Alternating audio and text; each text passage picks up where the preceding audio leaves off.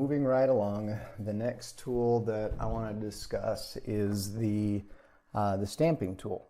We've got our same bunny here, and I want to go to the stamping tool and click on that triangle, and notice that with this you can click in one spot, pull away from it, and it changes the size of the triangle. And if you look out off to the right here, you can see that it gives us a dimension. So for example, if I grab that sphere and I pull on it, you can see how big the sphere is going to be. And if you click down here on snap dimension, notice now that it's going in increments of 0.25. So you can get a precise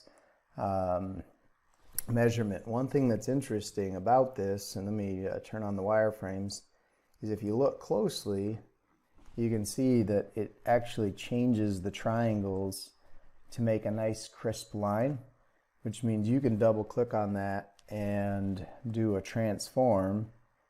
Let me turn off the snapping, and notice I can just go down a little bit and get rid of my face group, get rid of that, and see how I've got now this little depression. Okay, I'm gonna undo because I want to go up to this side, grab one of these ones and pull it up.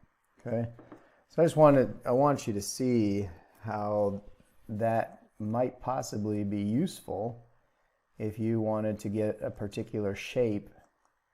And so then I thought to myself, you know, maybe I could take my logo and turn it into something like that. And just the short of it is I couldn't, but let me show you why I think. So this is our logo for our practice, and I knew I wasn't going to try to capture all of this, but I figured if I took the icon alone, it might be fun to put that on models that we make. Well, what I found is that if I took that and turned it into a bunch of triangles, and I'll show you how to do that in a second, or I'll show you briefly how to do it in a second, I thought I would be able to do it.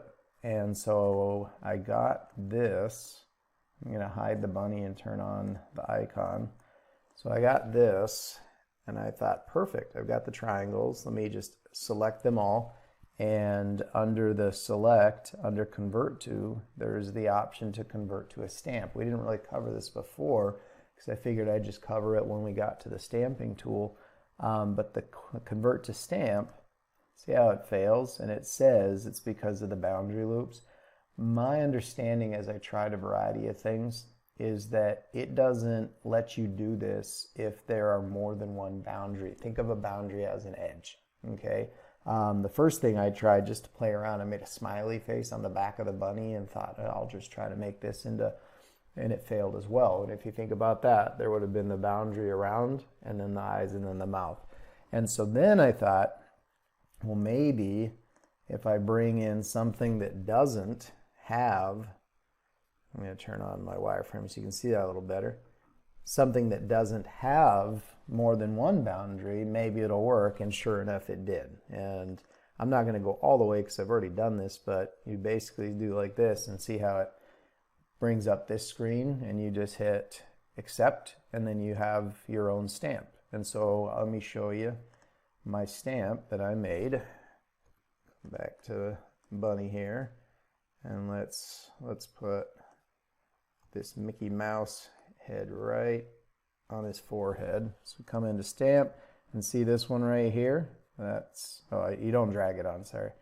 That's the one I made, and notice what it's doing to those triangles as you change it. Kind of creates those triangles just like that, and then I can use that for a variety of purposes. So something like that. But so that's kind of a neat tool. The way that you do that is I went first into this program I have. This is called Affinity Photo, and I just drew a quick Mickey Mouse outline. You could do this, and I just did it completely in black, so it's black and white. I saved it out as a PNG file with the back being see-through. And I haven't done this a lot, so I don't know if it has to be see-through like that, but then I went into 3D Builder, which if you have any new version of Windows, you'll have this program on there.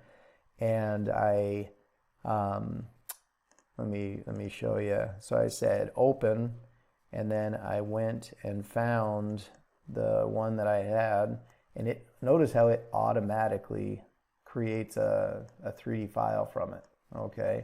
And then you say import, and then you say save as, and then you can save it as an OBJ or an STL. I saved it as an STL file. And then when I brought it into Mesh Mixer, let's see, back to Mesh Mixer, I brought it into Mesh Mixer like this, and then I cleaned it up. I had this on crease angle, so and then I inverted it and I deleted. I remeshed this into something that was easier to work with, and then I did the convert to stamp. So that's how you can make your own stamp, and that's what stamps do. Okay, they create a certain shape of triangles right on an object, and so that's kind of fun. But if you want your lab or practice logo on there, then you'll just have to make sure that it has one continuous part rather than, you know, various pieces like our logo's icon is. So hopefully that helps you play around a little more.